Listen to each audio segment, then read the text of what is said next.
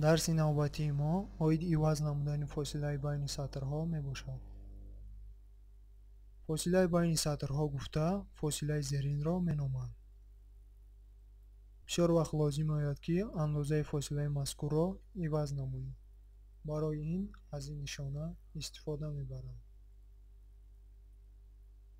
матни заруриро ҷудо карда ба болои нишона пахш мекунем ва андозаи заруриро интихоб мекунем.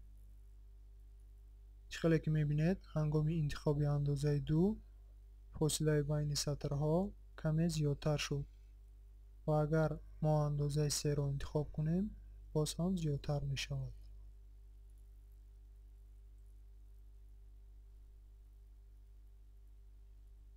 андозаи фосилаҳоро ба 1 иваз мекунем.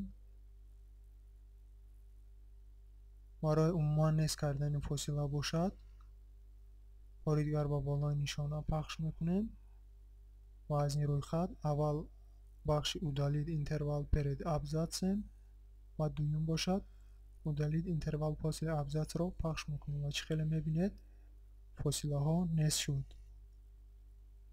хуб, амалиётҳоро мустақилона такрор кунед. саломат бошед то дарси дигар.